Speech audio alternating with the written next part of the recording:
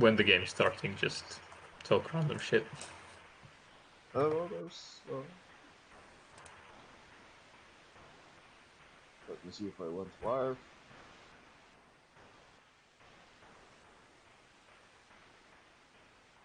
Okay. We're live. That's good. Are joining the game.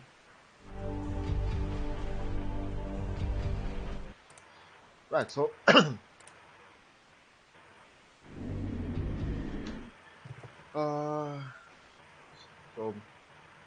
everyone. This is the CPL Preseason Group 43 that is being cast by Y2 Kid and me, Nikon. I'm an investor. You might not know me. Been away for a while.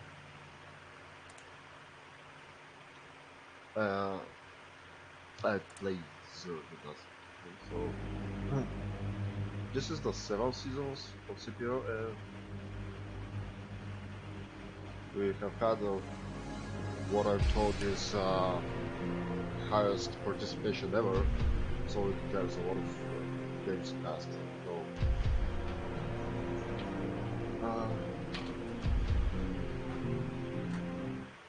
let's start.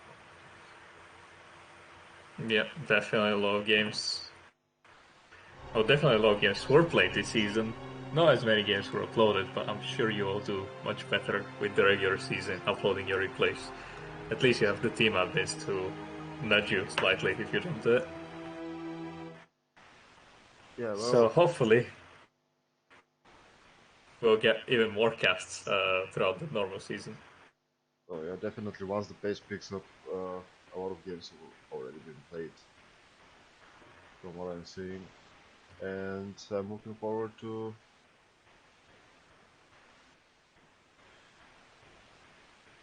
Yep, and this time around we'll be casting preseason week 2, group 43. You're about to find out who's in here and who's not, but I want to say it will be good games, so stay tuned. Can go with the effort of checking how long the games are going to be, but I'll probably do that maybe at the start of before the start of the next game. So I don't think I've got anything else to say. If you want, we can start. Alright, so on to the first game. I can say there's actually all the games in this group are played on matchups. I don't know why. So the first game is the Amy Boljak spawning as the yellow Zerg in the top right corner, and Exo77 spawning as the Olive Terran in the bottom left. Now this is a very razor thin matchup. Usually there's a lot of pressure both players can do to each other early mid game to gain map control, so it's usually a very interesting match to see. I think it's my favorite map, and definitely my strongest. I think it's also the most classic Brood War matchup. It's always what they're trying to sell. Definitely. So Zerg so far is playing standard, no 4 pools going out here. The overworld position was not that. There's just not a lot of action. And the Terran player is starting his fight forward to his ramp, actually. Probably going for a wall here.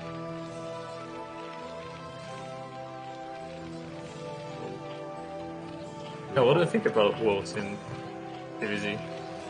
Would you rather that, or would you rather just trying to get faster expansion? Well, for most maps, which one do you prefer as Zerg? As a Zerg? Yeah. So if you see the Terrans... This is somewhat faster than usual. You normally wait one more SV. As a Zerg player, I definitely prefer Zerg starting this catcher. Ooh, and a fast gas, this is definitely neck. Coming out from the Terran.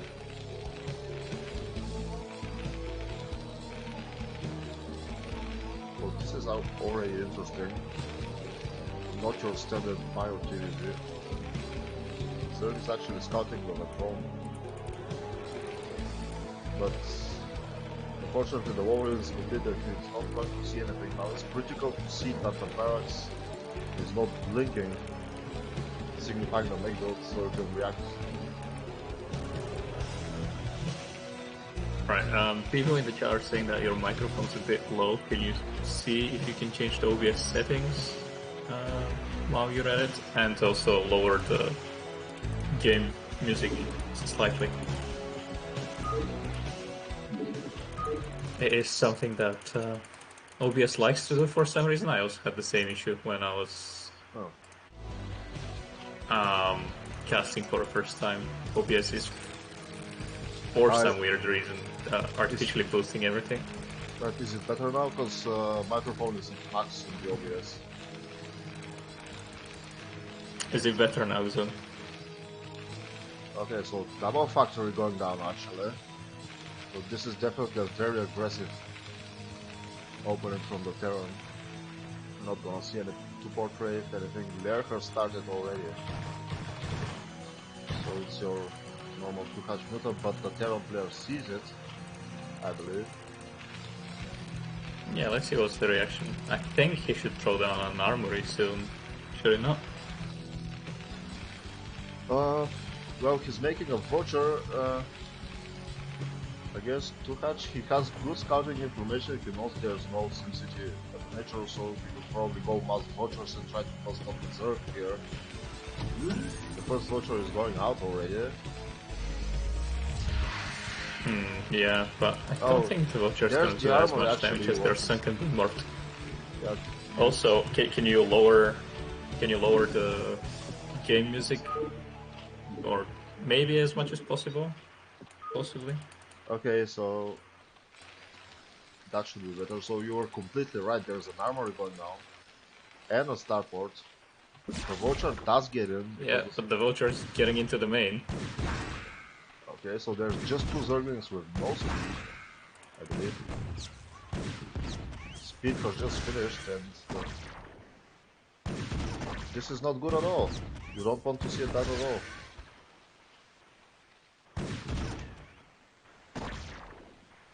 Yeah, I mean, I think Bojack here should have had slightly more attention to his SimCity, so that this does not happen, or at least he should have blocked the ramp with the pair of links. But now you can see that Vultures already has 5 kills. Yeah, and that is insane. The starport, wow, the spire is almost finished. Starport is adding a control tower, and the armor is done as well. So there's the first glass coming out. So yeah, the Terran player should, in theory, be able to defend the initial 9 kills on that Vulture. Ooh. Okay, yeah. I think Exo might have just ended the game right here, right now. Yeah, Zerg has suffered a lot of damage, and he cannot actually mine from the main right now because there's a vulture there. There's nothing to kill it. So yeah, and you can see only 4 mutas in production right now. So yeah, that is definitely not enough mutas to do anything. There's 4 Goliaths, and when the number of Goliaths matches the number of mutas. There's a Valkyrie out, so the Terran is completely defensive for the moment. The thing is, the Terran is still on 1 base while Zerg has resumed mining in his main. And if you can maintain map control without dying for a while, it's definitely possible to recover. Sorry. Yep, and the Terran's playing super safe. There's even a Valkyrie out, so there is no chance that these mutas will deal any damage. Well, yes. Though the Goliaths are moving out, the Overlord sees that. And are the mutas gonna go in? Nope. Well, while the Terran has no turrets, there are a couple of Valkyries out on the field, actually, so maybe he's banking on that for defense, and he's setting up national expansion now. Well, definitely not a bad position. In general, Goliaths suck against Sunkens, so I think if Bojack just builds 3 Sunkens in his natural and goes for a counterattack,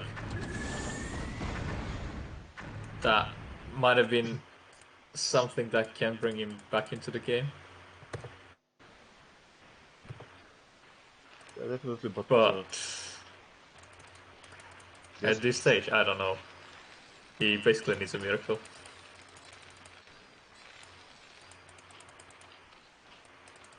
well, as long as Terran is relying on Valkyries for defense, he's actually still in the game. He can still recover because the Goliaths by themselves, third going out for Zerk, and there's some Scourge on the map. The Goliaths by themselves are not very mobile, so you can pressure. Yeah, this is Pressure true. them in the map. Where are the Valkyries? Okay, so Volks are out on the map, and the Mutas are at the Terran's natural, so if Bojack realizes that, maybe he can do some damage. Yeah, this is definitely a good opportunity for the Zerg because the Valkyries are now isolated from the Goliaths and you can chase them down with Scourge, which would be a major win for the Zerg. He's doing some damage with the Mutalisks, which is what he needs to do. Oh, there's no Glad range yet. I'm quite surprised to see that. He did research siege mode, but he maybe forgot about the Glad range. Valkyries, the Scourge are not trying to connect to the Volks, one Scourge connected to each, which is definitely not what you want. Scourge are so dumb, but also Exo is doing quite good. One Valkyrie died actually. Micro. I'm not sure. No, the starport is not blinking, so there's no more in production. This is actually very, very playable at the moment. There's not a lot of Goliaths. They do have one armor, however, which really limits the damage incoming from the Mutas. As you know, their gaze bounce and hit 3 targets, but the bounces are reduced to almost nothing when you have +1 armor on the Goliaths. And the Terran is moving out with a couple of tanks reinforcing the Goliaths. Now looking like he's going to try and bust the Zerg enemy right there. Yeah, and I think now with the 3 tanks, he does have a much better chance at being successful with the aggression. Nebline from the chat also noticing that there's no range for the Goliaths. However, and it's not like Exo does not have the resources. Yeah, but the Mutalisks killed every SUV in the natural of the Terran, and Zerka starts running, so he just needs to survive this. However, Sunkens are not very effective versus tanks. Yeah. It does just need to survive this, as you say, but I don't think against that large Terran mech army. Actually, that's a lot of Mutas. That's a lot of Mutas. That is, yeah. Okay, all the Goliaths are going down. So I think Bojack is able to pull every Goliath is down now, and tanks have a small flaw. They cannot hit Mutalisks, so all the tanks are running. But back in Terran's base, there's nothing really to stop this. Actually, there's no Terrans. There's 2 Goliaths. The Valkyries died. And yeah, and there's only 1 Goliath in production right now. Yeah, the game has been completely reversed. Huge clump of Bojack did manage to pull that miracle that I was talking about. Okay, so now there's 3 Goliaths in production and there's 4 Goliaths in the natural. Yeah, but I think not enough. Yeah, at that point, Bojack can just do the protesting anyway. There's a Valkyrie out as well, but just an overwhelming amount of Mutalisks. And at this point, you can just kill everything and take control of the factory. Actually, the Valkyrie is doing some very nice damage. A lot of Mutalisks are dying. Yeah, and Bojack's not really focusing anything, but yeah, one of the big mistakes over here was the lack of Goliath range, I think. Yeah, Goliath should have been able to do way more damage. Goliath range has now finished, but the damage is done. The Terra Natural has been cleaned out of SUVs twice already. Zerk has third gas definitely, so... Yeah, the Zerk is currently taking the lead in workers. So And things are definitely not looking good for Teteran right now. Zerg is 30 supply catch, you don't want to do that. You don't want to be that situation in any race. So there's not a lot of options right now for the Terran, as he's struggling to recover economically, and you can just see that the Terran player is really low on minerals. While banking gas, he just cannot mine fast enough to produce units constantly, and the factories are idle because of it. And here comes another Nicholas in the back. There's also Scourge for the Valkyrie, but this should be the killing blow, I think. The Whites are trying to put us on time, but there's just too many Nicholas. Yeah, I mean, that is a nice third step micro, but I think he's not focusing any mutas again. He is doing his best, but with so many more mutas from the third player, I don't think he got any chance of holding it. And yeah, there you go, GG. Well, that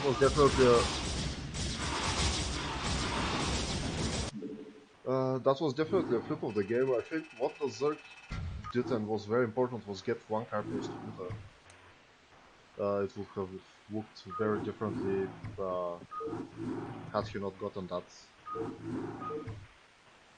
Because the Whites had +1 attack, and it just helps them kill mutas one shot faster, because usually mutas regenerate some HP in the meantime. But yeah, for sure. If you have the advantage. And for anyone who does not remember, that this is the preseason, so all the games being played are best of ones, and the map it will be Eclipse every time. Okay, so that explains that. That's fine. And looking at that group, again, not everyone submitted their replays, but we've got a good turnout. We seem to be on track for at least 1 more hour of casting. Yeah, it's unfortunate nobody. It's unfortunate that nobody has turned in this, but what can the people are busy? This is not a professional league, so things like that can happen, and it's understandable. So, Yep. Should we start with game number 2? Yep, let's get on with the next game. I think we continue our royal road with Bojack taking the lead. Yep, Bojack is up 1 win in the group. And we're gonna have another game with Bojack. So, yeah, Bojack Go ahead. Bojack spawning in the top right corner as the Black Zerg, same position as last time. And on the other side of the map, you've got Hazorath. I don't really know Hazorath. Do you know anything about him? No, not really. Unfortunately, I've been away from the scene for about 10 years, so I don't know anything. But that happens. So the first probe is already out from Hazos. Looking like he's going to go for the fast expand. So putting the power down. Meanwhile, the Zerg has not 4-pulled again. Yep, and that seems to be Forge Fast Expand. But if you have been out of the scene, CPL is the great place to get back in touch. Oh yeah, definitely. And get everyone. So could be a Forge Fast Expand, but I've actually seen a lot of portals do Gateway Fast Expands recently. So there's a pool going down and the portal's proximity. Oh, yeah, you can open gate, but usually if the probe goes out and scouts after an pylon, that will be a forge. It's not 100% true, but most of the time that is the case, because with Fort, you really need to know the where the Zerg is, what the Zerg is doing, what will be like, how many links will be there, and how fast are the links, so that you can react appropriately with the number of cannons. Yeah, So you and do need that earlier scout. that is true. And Hazarov sees the hatchery being put down, but he also saw the pool. And Yep. there's actually not a lot of lists coming out, and that's going to be noticed definitely. So the process player has reacted by putting a Nexus down before the cannon. That's very greedy, considering that there is full force, but there's no gas for the Zerg, so the ability to punish is somewhat lower, especially on this map. The rush distance is kind of long. That was an overpull, and with only one pair of links, I think that's okay. Justified by the process. Definitely not greed. Gonna play a bit safer, of course. But So, yeah, Azura is doing everything correctly so far. His build looks solid, yeah, putting another and gate. Bojack is just going with everything standard. Yeah, Bojack is massing the most powerful unit the Zerg has, the drone. Yeah, Bojack's national is up. And so far it looks completely Yep. standard. Cybernetics course a bit late for Azura. Yeah, about 10 seconds late, but that's okay. Well, He was probably busy trying to keep the probe alive, which, I mean, yeah, the probe died. started, so this looks like a 3-catch fire opening. The cybernetics core I think was on time, but it was a bit later than normal timings because of the Nexus first. Definitely, it's up earlier, so you produce more probes, cutting into your resources somewhat, so that plays a part.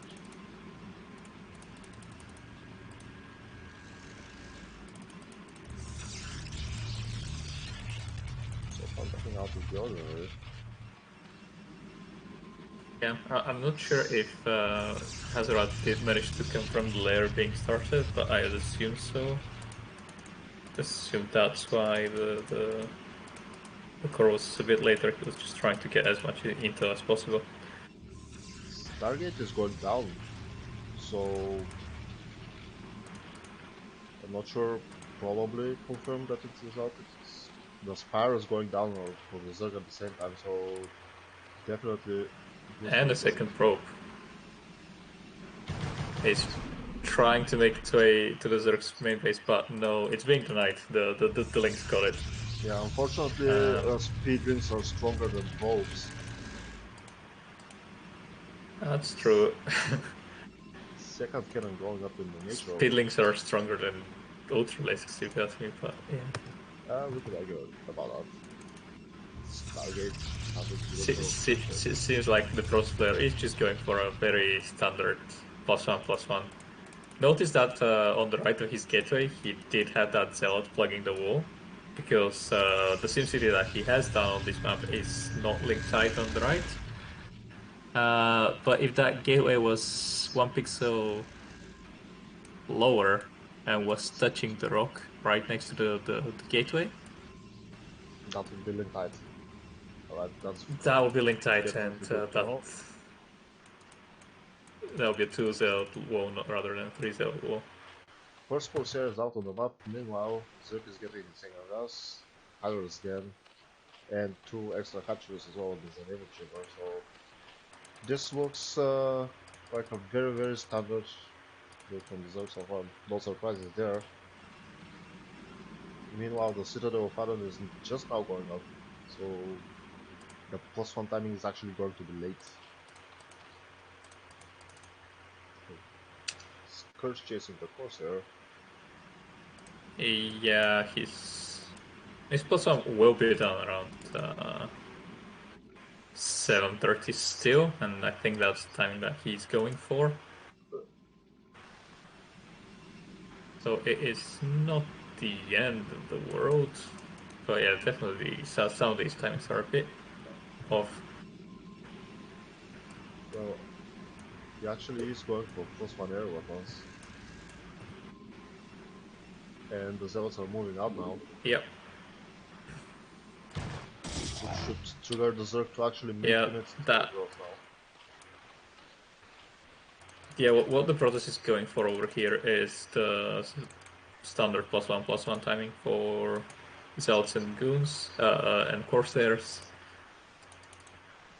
What the aim of this build is to hit the Zerg's bases at around 730 with +1 Zealots with speed and about 4 to 5 Corsairs. And the Corsairs are quite crucial for the attack to do any damage. But we see the Zealots just being stationary at the natural. Yeah, while the Protoss does have a good amount of Corsairs, trigger was pulled a little bit too early. +1 just now finished, speed is not done yet, and the Zerg has a massive amount of fabulous and is able to just repel this attack effortlessly. So now it's up to the Protoss to go around the map and try to snap as many overlords as possible to just hold Speed the... is finally done, but that was not on time for enough Zealots to retreat. And Protoss will need to spam cannons right now if they want to stay alive. But the reaction is a bit too slow, and I believe that will be a game very close. He's trying to do magic with the Corsairs, but it's a bit too late now, yeah, and all the cannons are dead. Storms is not nearly done. So all these Templars, well, that one Templar will be sniped. The natural is now compromised. The Thirsty found no damage whatsoever. Now they're finding 3 overlords, but it is a bit too late. Oh, it's Hydrobusts are very strong. It's critical. Actually, Dark Templar around, Okay. so because of all the overlords he can hold this, but if the Zerg gets the Nexus, it's very, very bad. Okay, the Nexus Yeah, he killed all the overlords over there, and fair enough, these DTs will be able to repel the Zerg attack right now, but it's 27 probes to 44 drones, and it's 3-1 bases. Zerg's posturing right now to take their 4th. Nexus is being replanted, and yeah, that was a very, very decisive strike. It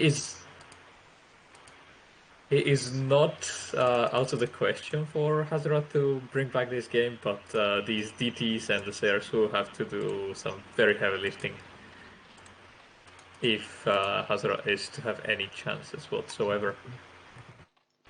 It definitely Let's is see if he possible. can make the magic come back. Yeah, I mean, last game we did see Bojack playing from behind after losing 7 or 8 drones to that one vulture, and that was not enough. So now that DT is trying to deny the 4th base, but an overlord is there to spot it, and the DT is dead. Corsairs didn't manage to snipe the overlord in time. Meanwhile, the other DT is just chilling. At the... was that 4 o'clock position? 5, close. It's code. That's code 4. Yeah, Back in Zerg space, you do see 9 lurkers being morphed.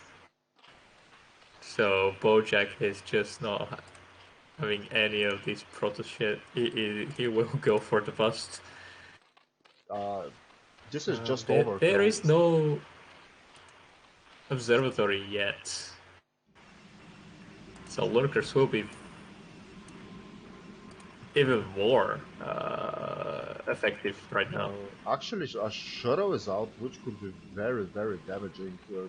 There's very wide detection at the 3rd and the 4th of the Zerg, but so it's possible to do some magic with the Corsairs and DTs there, but Zerg has just very, very big army that's moving across the map. Sees the shuttle, Yeah, it doesn't matter. the shuttle is being intercepted by the lurker force. I'm not sure if Bojack will react to this. Yeah, you can see him pulling the Hydras, trying to find the shuttle and snipe it. He will miss the shuttle just barely. At this point We'll of the find game, it the doesn't matter. stairs. And props to the Protoss player. He did manage to get the shuttle to the Zerg's main base. Did not unload the DP, but that attack at the 2% natural is quite something. And there we go. GG. After the natural has been broken for a second time. So Bojack takes second win this game. Looking quite strong actually in the group. Yep. We'll be guessing something like a King of the Hill, it seems. Bojack, our champion, will not go down until he's defeated. Is it up to Xun now to defeat him? Can you do it? I know you're there. Sorry? Xun was in the chat earlier. Let's see if he managed to defeat. I think that's Bojack versus Xun that we're loading right now. Yes. And it's a ZVZ, which is a very weird matchup.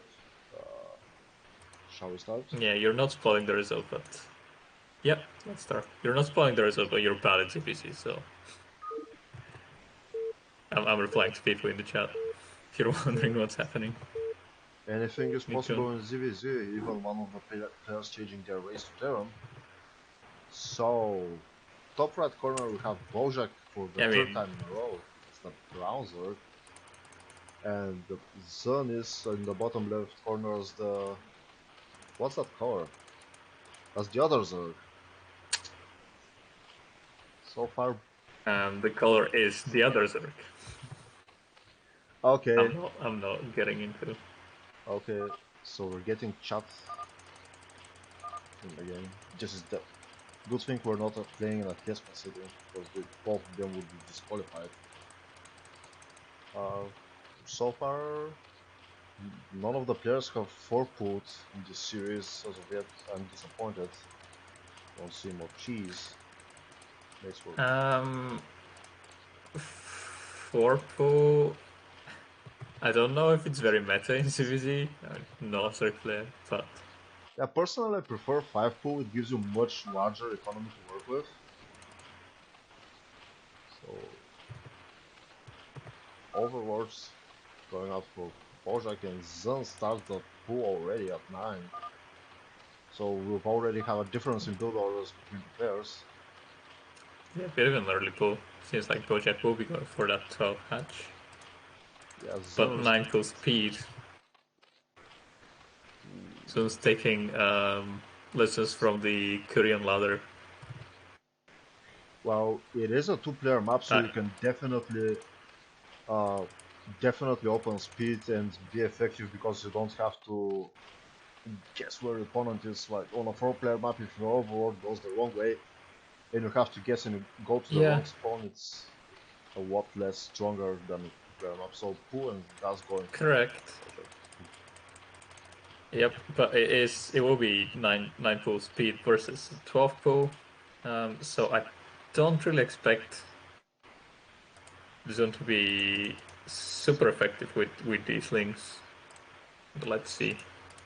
Wow, another hatcher going down for Bojack, so we're already on a countdown here. There's a very narrow timing before the hatcher goes up and Zone gets overwhelmed by the responding surplus of larva. Yeah, I'm not sure if Bojack has to cancel the hatch now or not. Well, Zun is moving out, he seems to be running. So yes. Seems like the approach that Bojack will be taking is just defend with some drones. And there are 6-lings versus 6-lings from Zun to coming to... I would say coming as a reinforcement, but... Yeah, but it takes time to reinforce for Zun, and Boże has good drones and is actually looking in a very, very good position so far. As long as buildings are being made and there's an engage, but there's 3 drones, so Yeah, I but think speed the hatchery just is kicked going. in for Ferguson, so reinforcements will be much faster now, and speed links are much better than slow links. So That is correct. However, the second hatchery has finished, so now we're getting into the situation where there's a lot more links and another engagement. The drones are idle. yeah, and the concave from Bojack was pretty nice. I think he might be able to defend this Bojack should successfully. survive. However, Lair has finished and Spire is going down for zone. So now it's a question of actually the situation is reversed. Bojack has no gas. Bojack only has speed and has to kill Zun before the neutrals pop out, or it's going to be very, very hard. Yeah, we should see Bojack throwing an evolution chamber pretty soon, I'd imagine. Bojack is just now scouting So it's just actually. There's a creep colony in Zun's main, but Bojack still doesn't know what exactly is going on inside the base. Bojack, there's no expansion, that's for sure. No second hatchery. Sees the lair, sees the Spire. Bojack will be attacking with a lot of links, but meanwhile Sun has managed to sneak 4 links into the Zerg space. Yes, And 2 drone kills in a ZVZ is massive. that's The unfortunate. damage that Sun managed to find. But Bojack did manage to break the ramp. And we'll be going for that sunken. I don't know about that sunken positioning because the drones cannot drill. And the sunken goes down. Everything goes down. Bojack just had too many Zerglings.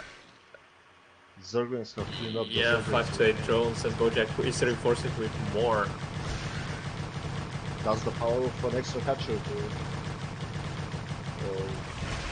Spire goes down. Yeah, and Zut is making 3 Vitalists currently, but granted, Bojack has no air defense. Except that Evo Chamber that will allow him to do some sport colonies. Don't think Zut can reverse that game. No, actually, with the amount of Zerglings coming in, you cannot actually take a lot of care before getting eliminated in this game. Yeah, he cannot move out, it seems. Well, even if he stays at home, there's just too many Zerglings coming in. And Invisibilists cannot clean enough in time. Down to 2 buildings. Yep, and sport colonies should be morphing very shortly. You can see the one in the natural 4 Bojack is morphing already, and the one in the main base as well. 8 links are just waiting for an opportunity to counterattack and kill that creep colony and extractor to take the win. The Nautilus Zun will try his best at killing Bojack, but with these port colonies, basically. are just not going to cut it in this situation, and Bojack takes win number 3 actually. Pretty solid so far. So each player in these groups played 3 matches, so Bojack does manage to leave this group undefeated. What are the chances Bojack wins the CPL by all? I'm gonna say 0 because CPL is a team league. Well, But Bojack could be in the winning team. well, Yeah, I mean, props to Bojack. Definitely a very good Zerg player. Has improved a lot. He is in my team right now, Amy, and he's being very active. definitely solid understanding So, of the matchups. yeah, Somebody to watch out for. but it's him in all the matchups right now. played against all the races and won against all the races. I'm not gonna be able to pull that off in my group. Just 4-pull everything. I'm gonna tell you the secret right now. 4-pull, 4-pull, 4-pull.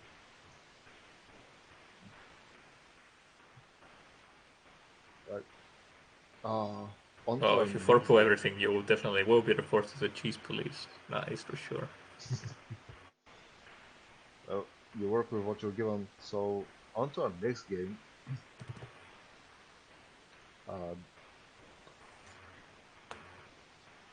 This time we have Hazuraf versus EXO.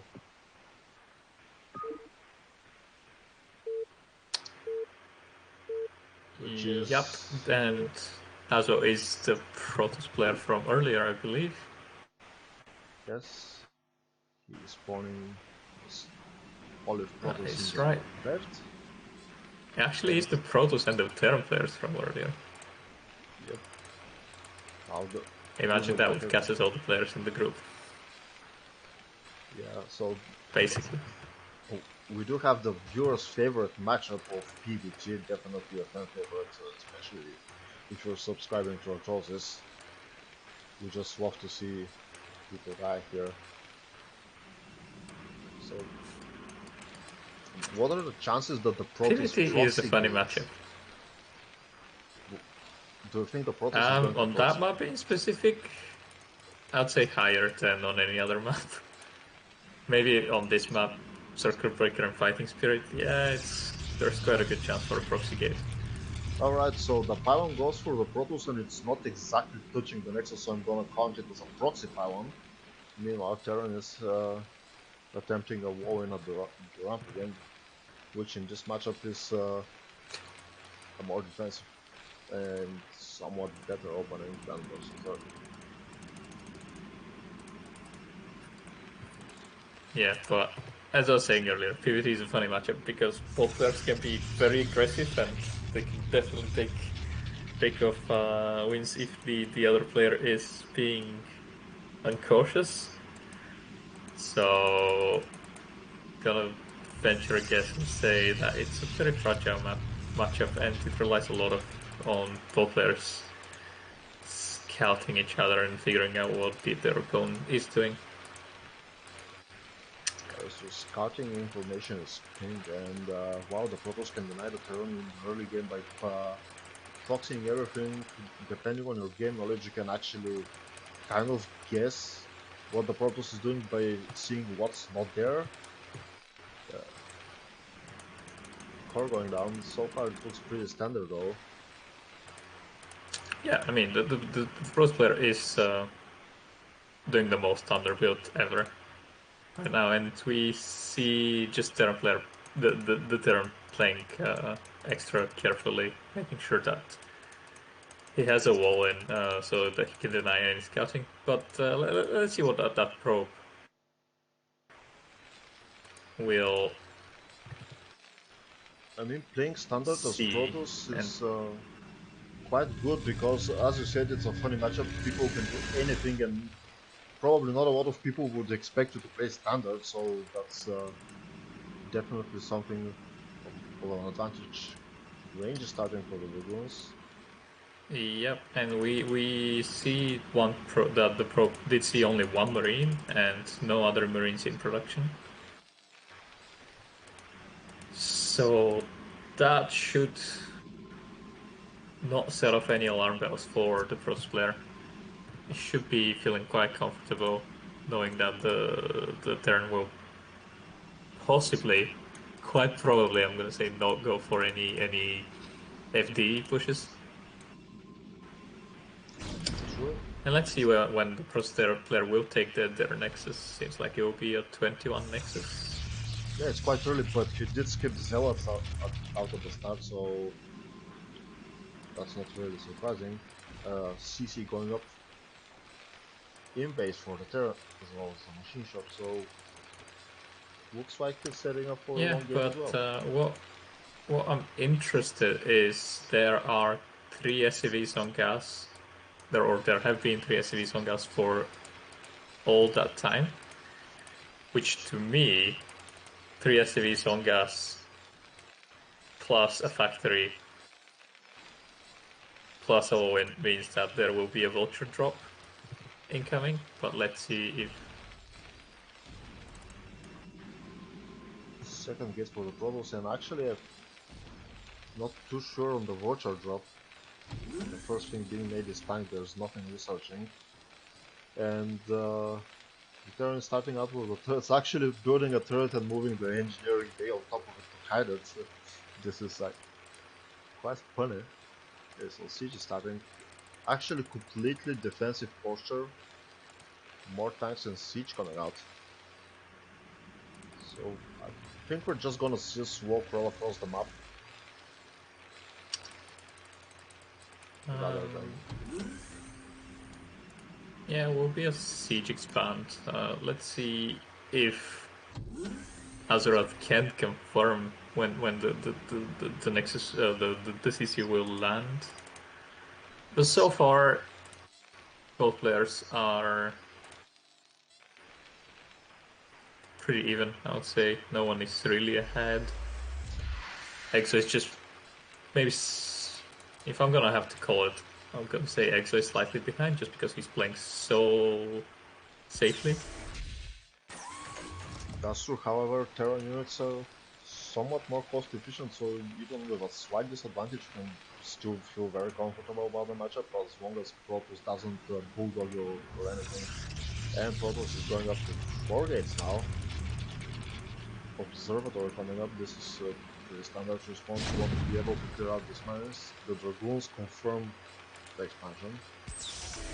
And we're now going to move straight into a mid game. However, with 4 gates, I don't know, there's not going to be a lot of mines on the map, and the Protoss already has observers, so the Protoss is definitely able to take a commanding position and limit the Terran movement early on out. Yep, and you can see what playing safely and denying all scouting information has forced Azeroth to do. There's 2 Dragoons waiting for a dropship. There was 1 Dragoon on the ramp denying any vultures that might be coming this way. And I like this turret by Exo that he's planting in the top left position. Yep. That will be for any shuttles maybe trying to sneak their way around If the the shuttle corners of doesn't the have map. speed, that is going to be one nasty surprise. Citadel and third corner simultaneously for the Protoss player, so there's not a lot of mines around, but looks like a pretty standard thing. So Terran is going to slowly push out onto the map, ideally towards the 9 o'clock expansion, so he's able to take a turret.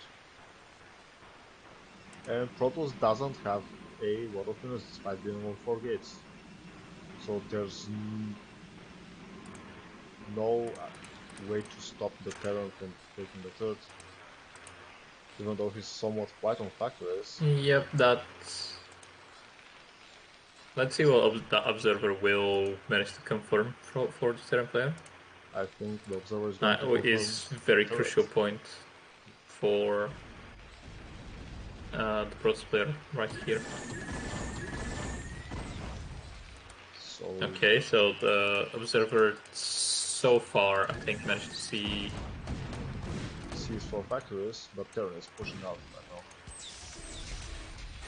Yeah, sees 4 factories, and I believe he did see the double armory just before it was being attacked by that turret under the NGB. So he should know that the Terran is currently... Oh, Exo listed his main command center. Ouch. Well, that's unfortunate. Definitely something that he did not want to do. Yeah, sometimes it happens to people when they want to build a concept, but his position is actually kind of awkward. If Zeros do have leg speed, which is about to finish, the front tanks are really close to the ramp here, so they have no vision. A lot of their range is lost vision issues, so definitely needs to plant some mines there to see what's going on. This is correct, and there's currently no vultures defending these tanks, so as you say, if there were 8 to 10 speed loss right now, that could have been very devastating for the Terran player, and that could have been the end of the game. But thankfully, that was not the case. Yeah, well. And the game continues. Mines are now being set up defensively for Exo and the vultures are sort of positioned in front of the tanks to defend them, so everything's going well. But meanwhile, Protoss is going up to 6 gates and should be starting. Yeah, the Arbiter tech is almost finished. Now, also, Arbiter Tribunal is in. Actually, this is not a winnable engagement for Protoss because the Zealots just weren't there and Terran has dug in. So, yeah, but as a Protoss player, you don't really want to engage at that point. He knows the Terran is going for 2-1 timing. Although both of the armories are researching and +1 attack is not ready yet. Protoss has rushed tech for the moment. He's producing arbiters already. Stone is almost done, so we're actually looking for a kind of weird mix of units because usually you want to get either shuttles with the Templars in them and drop them and storm on top of the Terran clumps as the battle goes, or 2 Stargate Arbiter. We do have 1 Stargate Arbiter at the moment. The transition into the second Stargate is much later on into the matchup, so initially you want to be pumping Arbiters out of 1 siege, but there's a main engagement. And that is a lot of cells. As I said, there are not enough vultures to defend, and Zord has a good chance of even breaking this position. Actually, I think he's going to break through. Even though if he loses his entire army, he has reset the Terran. No, the Terran will definitely, yeah. The Terran will definitely defend this, but... Yes, but the important thing is losing all the tanks. Yep.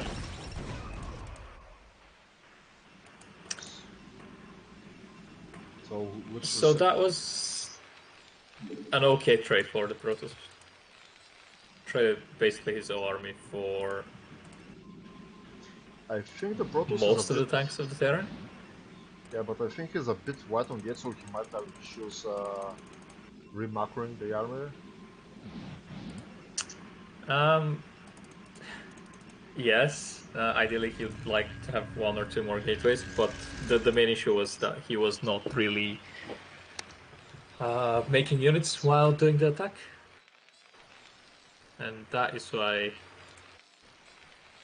everything's a bit slower. We do see the Protoss player taking a 4th base, but mines are currently spotting that, so I'm expecting these vultures in the middle of the map to just go and deny that expansion, which is not currently happening. Well, but Terran I think is taking a 4th as well. Yeah, the most vital information is that the Terran managed to sneak that ninja expansion at 5 o'clock. Yeah, it definitely helps. Terran, however, only recently finished the 2nd machine shop, so there's definitely going to be a problem with the tank numbers.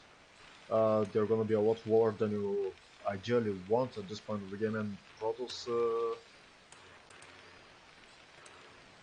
Yeah, but having that 1 extra base that Protoss is not aware about means that Zor can go up to 4 machine shops right now and produce 4 tanks at a time, which will be a very scary army, especially when 2-2 hits. That is true, but it could potentially allow the Protoss to break through, and the bases are getting kind of spread. 9 o'clock is close-ish to the natural, but the ninja expansion is not, and if Protoss finds out, he's definitely in a position to kill it and deny it without losing too much stuff. Yeah, and I think Exo's plan this game is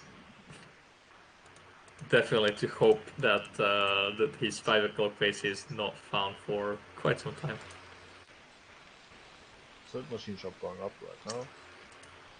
Well, Kind of surprised that the Vultures did not do anything about the Protoss' 4th pace. well, maybe it's a 4D chess move because you know you have 4 bases, you know the Protoss has 4 bases, you're in a good position, so you're gonna do nothing, making him think that he's in a good position and, you know, just. Ooh, Shadow going bottom right corner, actually going to support the base. Tempora being dropped. Yeah, Shadow just.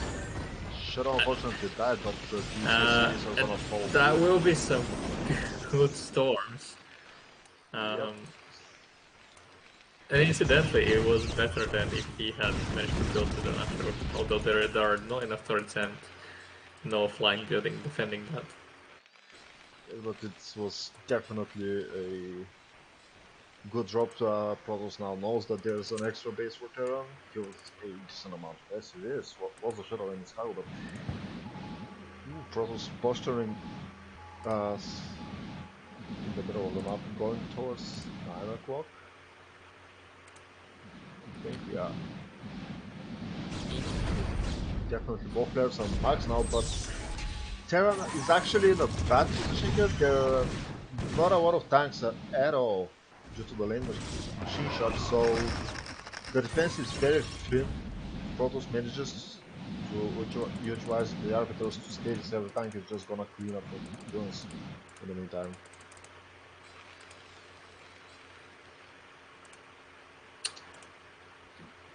Yeah, but these very tight paths that the Protoss can take and the lack of the ability to surround the Terran army is basically what's keeping the Terran safe right now. That is true. Vultures circling around back. That is true. However, there's not a lot of tanks and they're not very mobile, so the Protoss can definitely just run back and forth and stretch the Terran into bottom left under attack now, as Protoss is pushing a little bit middle and actually being more and more aggressive. Okay, so Oh, the our tanks Protoss siege player together will be and going got for some engagement here. stasis. Nice, good stasis. Let's see if he'll follow up with another good stasis at the tanks near the top. There's just 2 tanks, there's no stasis. That was huge. And while he's doing that, the 5 o'clock expansion is being attacked by 2 Zealots and 2 Dragoons, which will do a lot of damage. Yes, however, in the meantime, Protoss lost 12 o'clock by killed by 2 tanks. So they're trading bases, which is not ideal. Trading bases is better for the Terran at this point, but with the amount of bank that the Prospero has, it does not really matter. And we see a nice Rico at the 9 o'clock position, managing to break through the tanks that were set up defensively. And the stasis are quite good. Let's see if one arbiter will go down to the Goliath. The arbiter has enough energy to stasis that as well and save most of the army, but the army just dies. Is the 9 o'clock expansion going to be lifted? The answer is yes, so at least he will not lose the command center. Yes, but the Terran lost a lot of SCVs in the meantime, and while Protoss has lost the entire army, it was traded for a base, so Terran is mined out in the main. There's about a minute or 2 left of mining in nature, so Protoss is definitely in a commanding lead here. Two actual mining bases. Terran One can. mistake that the Terran is allowing right now is not doing that +3 weapon upgrade. Terran does have posture. That makes the tanks so much stronger. Terran actually has posture.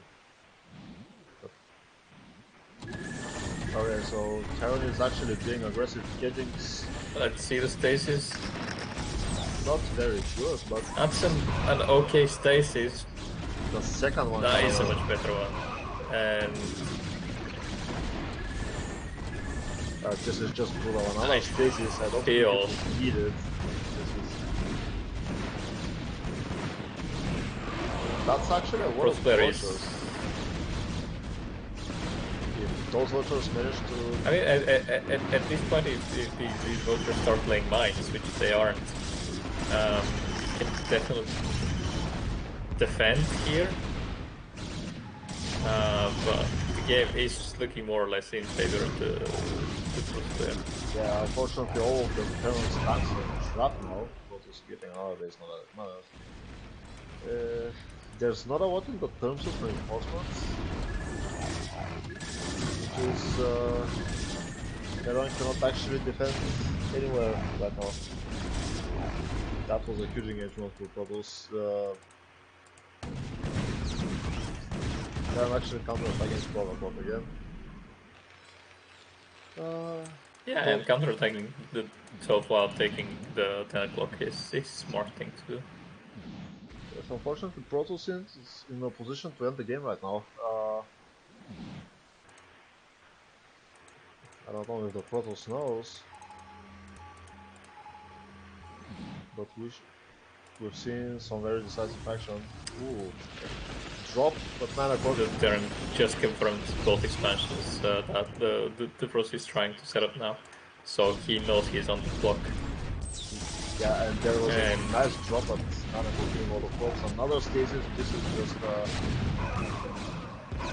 Does that block the ramp? No. Okay, so Protoss will be able to keep farm up the ramp and totally destroy that expansion. So there's nothing defending Terran expansions at the moment that can react to the Protoss army, and this is nothing but a final goal.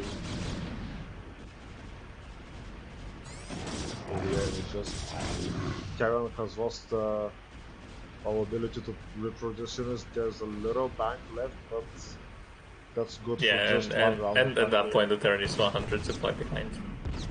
Yeah. Actually, Vulture's doing work. The Vultures will do a lot of damage over here, but it barely matters. Yeah, there's this problem of just Protoss army remaining alive and you have nothing to do it with them. That's a major problem. I mean, Terran is doing well. Denying expansions, but Protoss does actually have a mining base too, even if it's for just several more minutes. And can reinforce the bases while Terran is stuck without many units.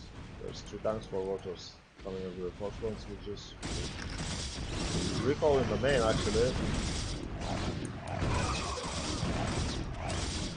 Yeah, I mean, at that point, the pros can do whatever they want. Do you think we're gonna see a scout? Oh, he has gone for. I don't think we'll have any time to see a scout. The Terran pair should be tapping out right about now, so we're just waiting for that.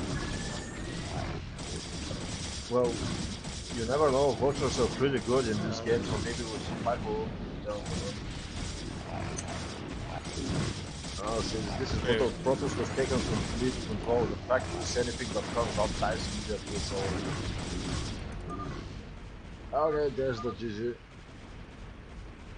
But yeah, you are correct. Vultures are one of the best units in the game, despite even Vultures are not able to bring that game up. So well done on the pros player. Yeah, definitely managed to pick the Terran apart and take advantage of the wall tank count that actually Terran had. I feel like that style of PvP is better suited to more open maps where just having an insane amount of vultures and mining up the entire map will slow down your opponent tremendously, where not having a larger amount of tanks is not as critical because the other player cannot get around the map due to the minefields. But Yep, definitely correct on that. But as we saw with enough stasis and counter-attacking, that style is viable on Eclipse. It's not the best, but it works. well, Anyway, so should we start the next game? yep. And you know what they say? The best style to play is the one that wins. So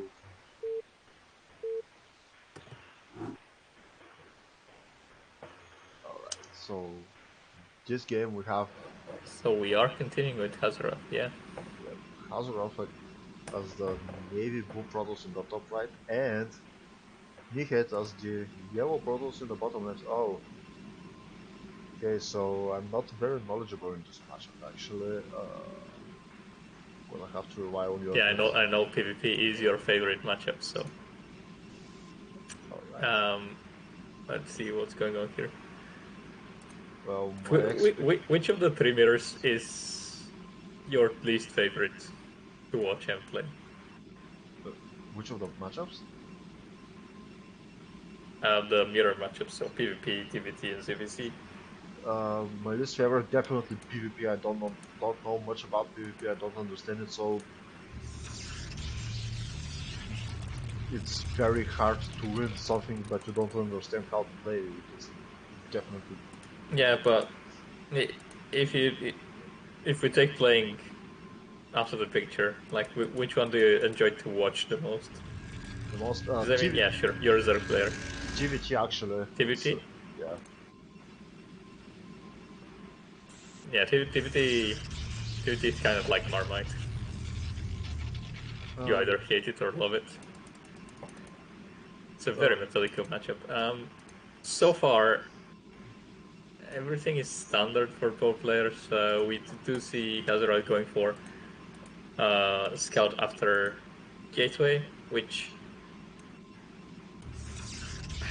there's pros and cons on this map. Usually the normal scouting time will be after the Gateway, as he's doing right now. But since this is a two-player map, you can actually get away with building your gas and then maybe your cyber core and then scouting. The downside of this is that if your opponent is going for something like proxy gates, you will not have nearly enough time to react to this. So we do see Nihat taking a risk in that regard. But given that CPL, super cheesy matchups are not as likely. Most people just want to practice yeah, and not definitely. just cheese out the win easily. Definitely what most standard Core is. timings are roughly. Niket is a little bit behind actually. Nihat is a bit behind because what they did is they got the Zelt and now they're building a second Zelt, which is slightly unorthodox for this matchup. Whereas Azura just skipped the Zelt altogether, which managed to get the court slightly faster. Yeah, I mean, And let's see Zealot, what Hazard does with that intel, because usually when you see two zealots like that in the pro space, you should have some alarm bells going off, and it's not really understand what's going on. two Zealots could be good, but But it seems like the second zealot here was just a reaction that to his core being so late, so just wanted to have some sort of an army. And now he's throwing a Citadel of Adun, which I think he was trying to deny mostly, but Hazarat stayed in the base for far too long, did not see any good range, and was very suspicious, so did manage to confirm the Citadel of Adun. yep. But now that the probe is out of the base, what we can see, the standard thing to do here will be for Hazard to think that it's DT, so you can see that he's building his robo right now. But what might have happened is Nihat might have put the probes off gas immediately after the probe was taken down and go for a speed load all-in. That's not the case. He will go for DTs. And the important thing about this build is if the amount of damage the first two DTs managed to do. I'm sure Observer... We also see Nihat taking a ninja expansion. That's quite funny. Seems to be the theme of the series, and engagement at Rap is actually not very good for for Hazard as he doesn't have the units, and there's actually a pylon on top of the ramp, which is quite funny because as you attack up the ramp, some of your dragoons might actually fire the pylon and at the other units, which is a very nice touch there. If it's killing his Zealot, that's way. Yeah, that's he one killed way his Zealot to free up supply for the DT. Yeah. He was supply blocked. It's not something you see every day, so the robotic support is coming out for Hazard. So this looks like pretty standard on this side of the board. Yeah, no, Observer is already out. Hazard will try to scout and see what's going on. The only thing I'm worried about is that if he manages to see that there is no expansion at the natural, they might think they're more ahead than they currently are. Well, that depends on what Hazard does with the Observer, because he suspects DTs. And do you keep the Observer at your natural to defend against the DTs, or do you send it to sees scouts? the DTs. Yep, He sees the DTs, but slightly too late. So like the Observer is turning back, but he should be fine as long as the ramp is blocked. One probe, that's not too bad. It is fine, but he might lose a Dragoon here. He really should not have lost. He had slightly hesitant with the DTs. Okay, completely safe. Yeah, he did not even manage to kill one DT. Yeah, but as I the good thing though, yeah, go on.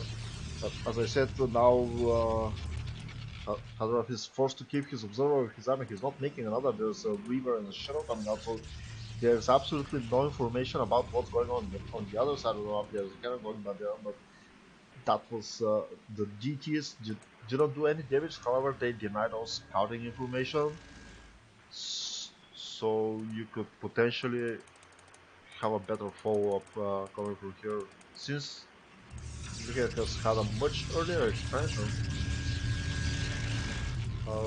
Yeah, as I was saying, it all comes down to what these DTs can do.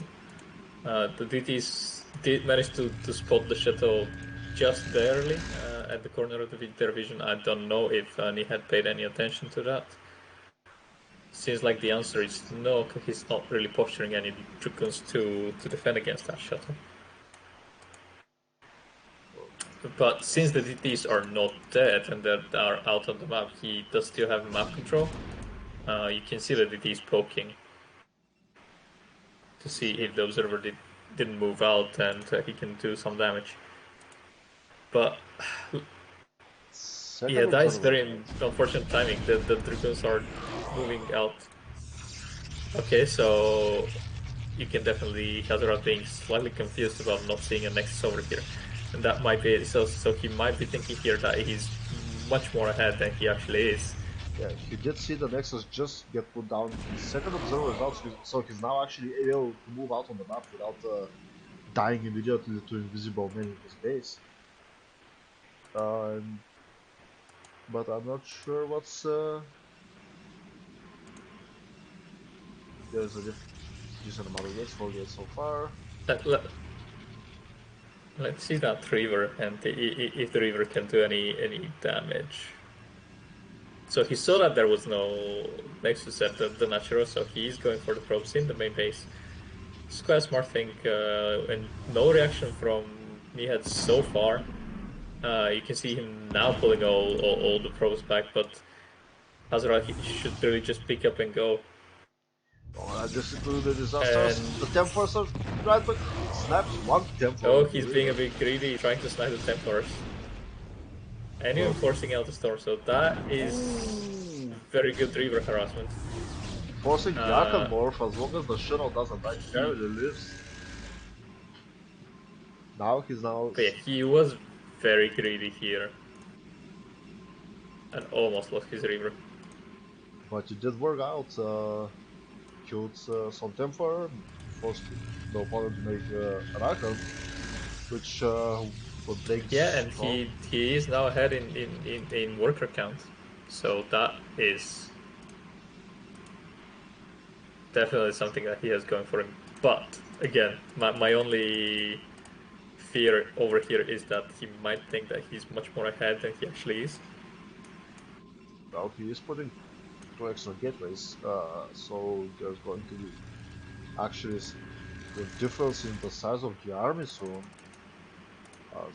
Nihed only has 4 gates and the fifth is almost finished, but so DT spotting the shuttle, and I think he did pay attention this time because the DT just moved as the shuttle was being spotted, but seems like the answer is again no. there's nothing That here, however. River will manage to kill a few probes, but not as many because there weren't that many mining. Oh, the shuttle Okay, dies so to that's the end storm. of the shuttle. 15 Yeah, but kill it's river, for however. these two High Templar, and that is a good trade. Yeah, Rip River, 16 kills with Happy. Yeah. So far, ooh, actually moving out. Plus one is done for the Blue Protoss. So And the storms here from Nihat have to be amazing if he is to have any chances whatsoever in stopping this incoming attack. he has three. He does have a good chance because of the arc and storms. So let's see. Can he Storms are not coming. pull off a Okay, miracle here? one storm on the rules. That's a very good Second storm. storm. That's the Okay. kind of storms that he Third needs. storm. Second storm and third storm are also very good. And as Yeah, I said, yeah, it's the choke point this is a very combined bad with position these to attack. Templars. Yes, yeah. Plus one weapons down for both players now. And now Hazarat is doing whatever he needs to do. He's getting these speed lots. You can see that he did try to send a probe to the 12 o'clock expansion to take his third base twice already, and the DT took care of that. It's interesting that he's not actually realizing it, and now we're seeing an attempt to take the base number 3.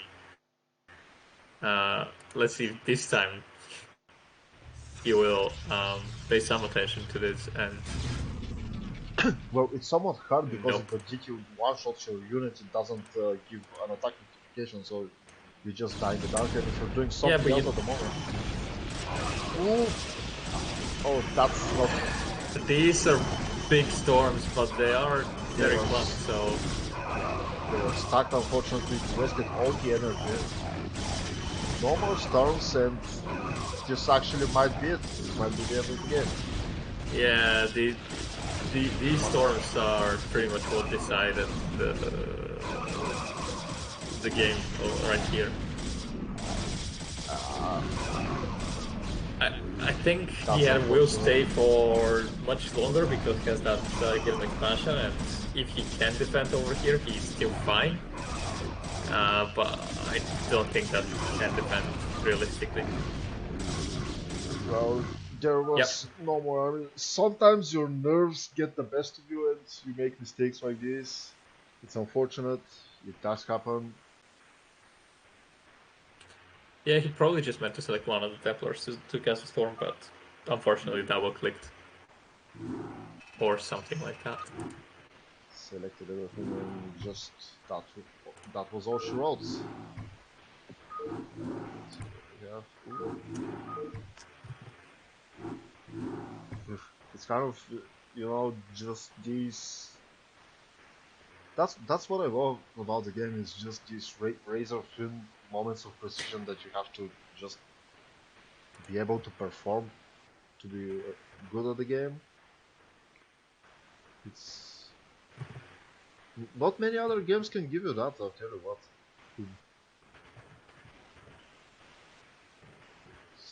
Stimulating in a way that no worry. Nothing else is. Okay. Are you ready? Yep, I believe that was the only PvP in the group, so you should be happy to find out about that. Yeah, I wonder if we'll get any GVGs. We had 2 Protoss players, a Zerg player and a Terran player, so unless one of them is a race picker... It is possible. It is possible. Okay, so top Yeah, right. that would be a TVZ though. Right. The best matchup. Maybe. So top right we have EXO77 spawning as the Grey Terran, and bottom left it's Zell again as the Green Zerg. Our friendly, and this is not a 4 pool either, right? Are we gonna see a 4 pool in this series at all? What do you think? I am not very optimistic. It's always fun to see, especially when it fails.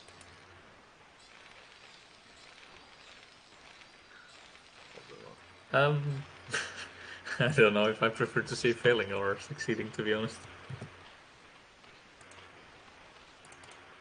Well, the best is when two people 4 pull each other. So Terran is starting a roll in at the ramp yet again. Nothing out of the ordinary. So far, do you think EXO is going to go mech this game, or? I'm not sure. It's too early to tell, but possibly with that roll-in, it is very probable. Well, the Marines are going to spawn on the correct side of the barracks inside the wall here, so okay, very early gas going out of 12 as well, so this is definitely another make build. However, the question is if it's going to be 2-4 trade or something of that nature, or just standard mech play. Spawning full and hatchery, and ready for the Zerg as well as gas now. So far. So this looks like another 2-hatch meta build, and this is very risky. Terran is not scouting at all. Yeah, I think Terran will be going for that mech build, as you said. There's the first factory being planted.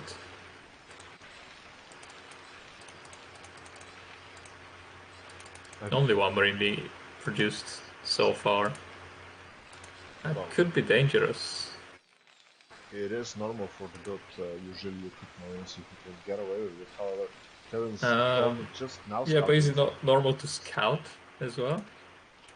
Or is it normal to delay the scout that long? Well, ideally you want to see what Zerg is doing, but delaying the scout is more economical. Second factor going now, Lair is target already, so you really want to see things like, obviously you're safe from Zerglings because you have a woman, but you really want to know what your opponent is up to with regards to Lair, if he's thrown down a Hydro again, anything with a Starport going on. Okay.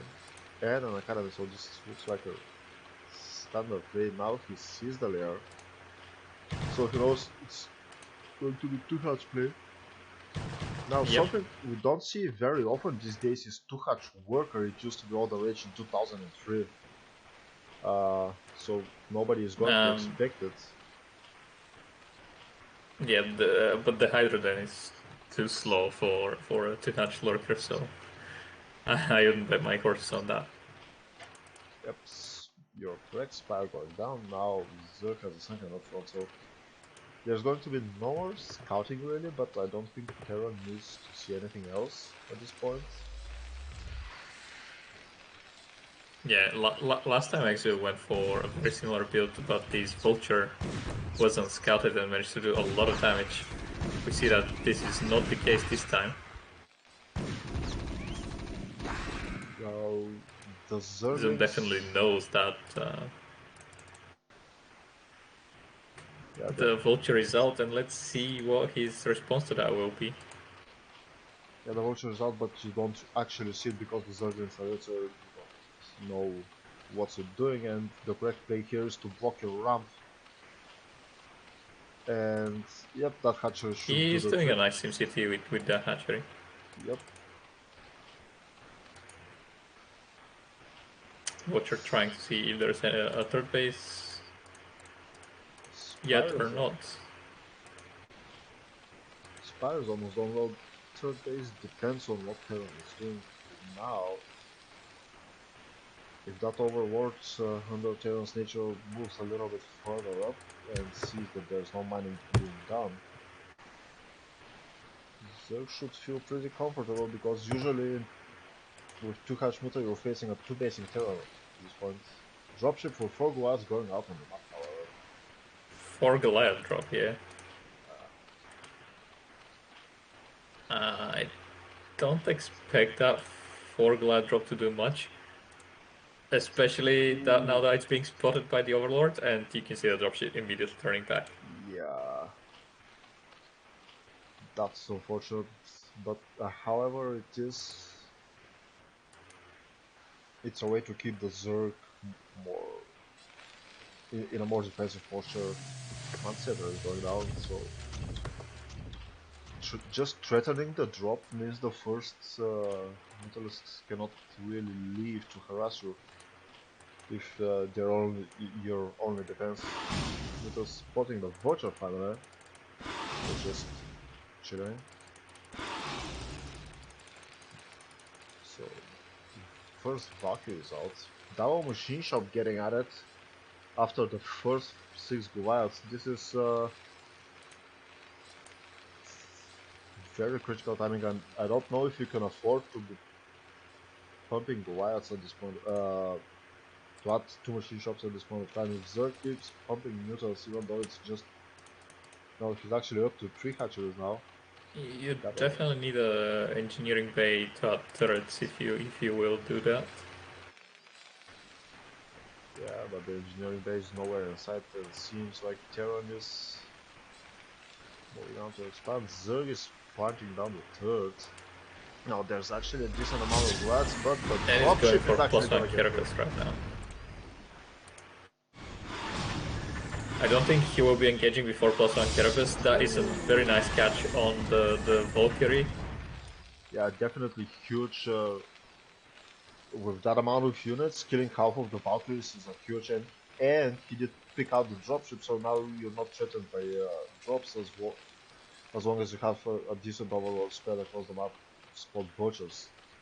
And it seems like Zerg is continuing with the Muta play here, which we saw in the previous game can be very well, very strong against what Terra is doing. Yep, and that picking off that 1 Valkyrie was very crucial because 2 Valkyrie is much better than 1. And it seems like the Scourge will be hunting for that second Valk. He did get it, and he decides to press on with the engagement.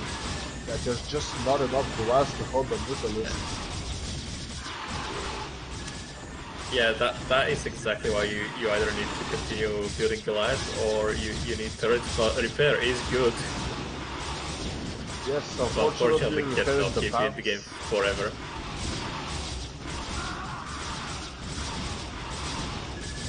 Yeah, looks like Goliath that.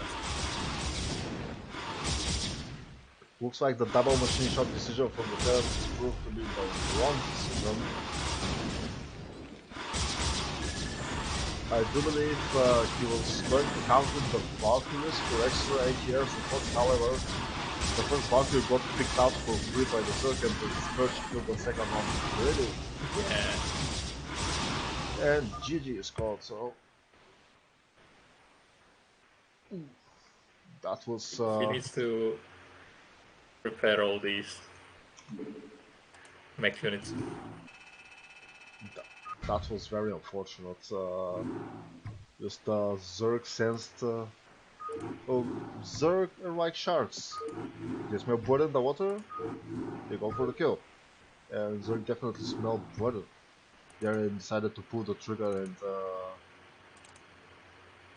kill the Terran before there was any possibility of late game scenario occurring. All the good stuff. These games, what rank do you think the players are in these games? Because I don't actually know any or any of the players, and also it's a bit of a mystery. They do seem very decent mechanically from what I've seen so far. CPL MMR does not necessarily translate to that MMR, but I'm gonna say high C, low P. Oh yeah, it definitely does not translate to that anymore. Actually, let's start the game. I actually did some weathering last night, and man, weather is wild. So, Zone is spawning. In what sense? I was to a cannon rush into scouts. That sense. Anyway, let's not talk about that. Let's talk about the game. Zone is spawning in the top right corner. The Olive Zerg, and in the bottom left, it's the Grey Protoss Hazaroth in every Terran's favorite matchup, Zerg versus Protoss. So, and again, there's no 4-pool coming out. I'm somewhat disappointed. Let's see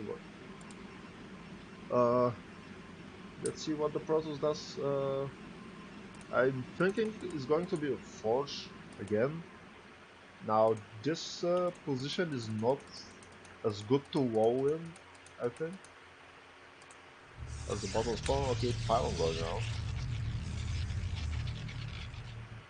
Yep, Pylon and Scout, so Forge fast expand again from Hazarat.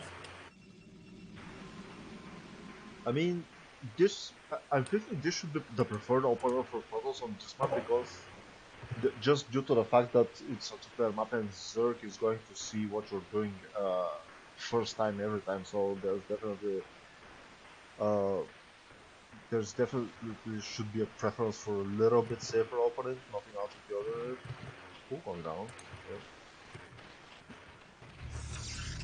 Okay. And the Forge is going down, so far so good. He saw the pool. Sees drones.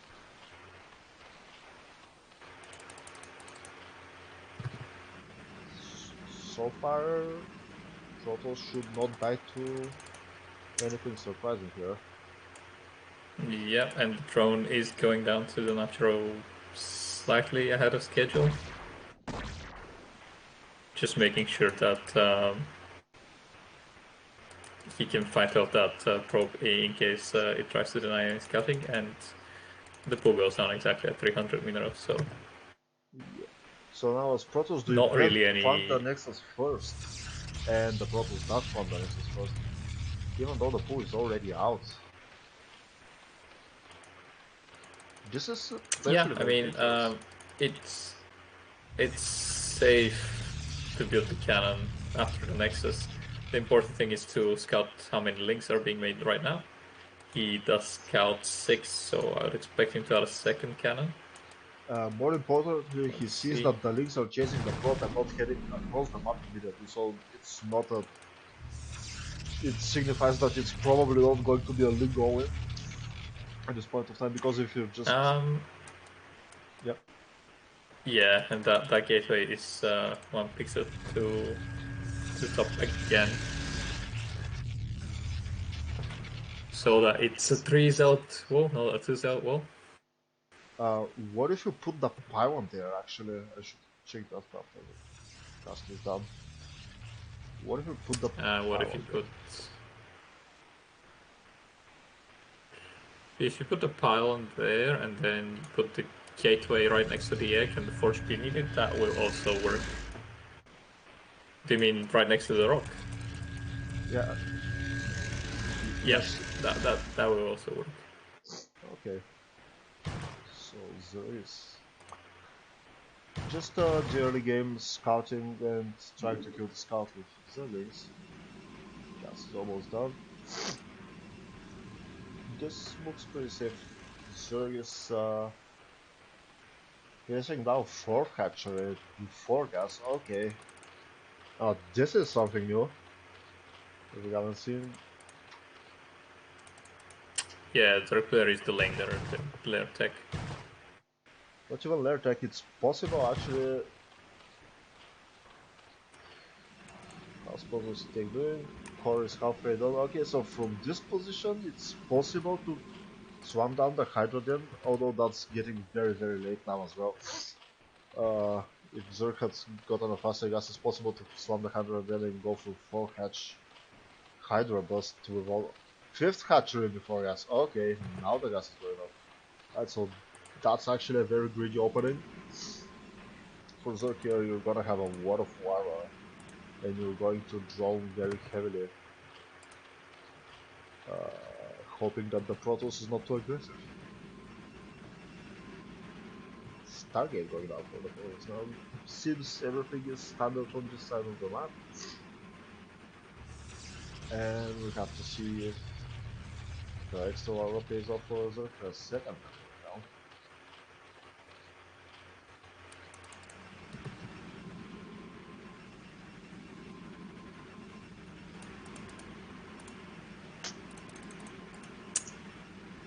Yep, I'm playing that wall. That's a whole Hydrogen coming down. 2 gases and a hydrogen, so I wonder what we'll soon go for in the next 2 minutes. I suspect it's going to be a lot of hydras. That is certainly not an unreasonable conclusion to come to. The thing is, usually Zerg tries to get to 5-ish hatcheries and having map presence, but Zerg just skipped that moment by going 5 hatcheries first and counting on the Protoss not being very aggressive. Now the Protoss is going for a +1 push, but there's a huge amount of Wara production for the Zerg player, and he does have 30 goals. Could be a little bit more, but if he finds his H button on the keyboard, he's going to be in a very good position when the push actually does come out, because there's going to be a lot of Hydras.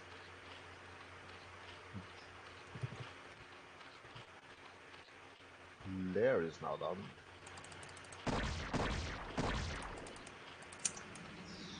Lair is done, and he is taking quite a defensive posture. That's true, But that is a lot of cells, and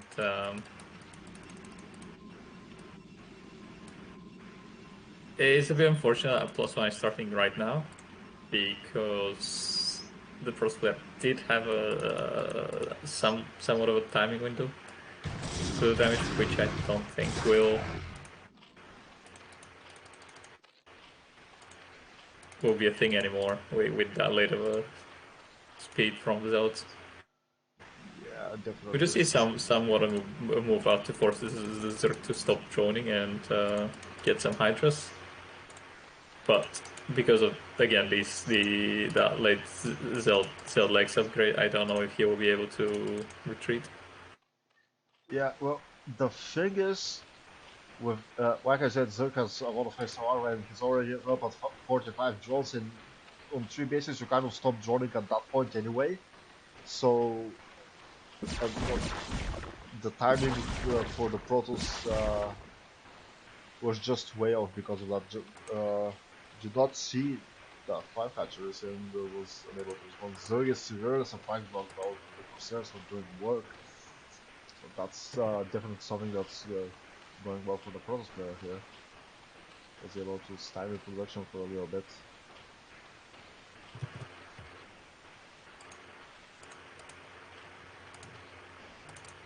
First, more serious hiders.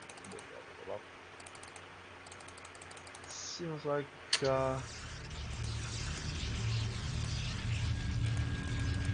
yep, there is a lot of fighters. But from this point on, it's not going to stop actually, and Protoss is now going up to 5 gates, but these Zealots are not going to have a good time. The Corsairs are now scouting the incoming force, but let's see if he can kill the Overlords. Zoom will go defensive and protect the Overlord, so the Corsairs aren't on right now. Which is not something you want to see as a Protoss player. And I'm not sure I can call this a best. Ooh, snipes! That's unfortunate. I'm not sure I can call this a best. Yeah, there is no energy for any storms right now, so that will be it. We can see Hazard losing his natural again. Let's see. Storm going down. Two storms going on. Actually, that was a good storm. However, the reinforcements are he did clean this up, but look at the reinforcements. Yeah, they're already there. It's just non-stop. You know that Terran mission in the campaign that the Zerg attacks you non-stop for 30 minutes? Well, it's something like that happening to Hazarat right now. There's just units coming from anywhere. And GG is called, so I'm not sure I could say the Zerg was over here because he actually had a pretty decent economy, and as long as you keep the Protoss... That was definitely not rolling.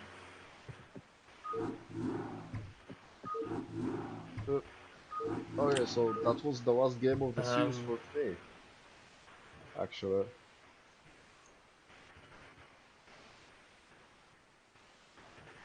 Okay, so that was all for Group 43, everyone. Yep.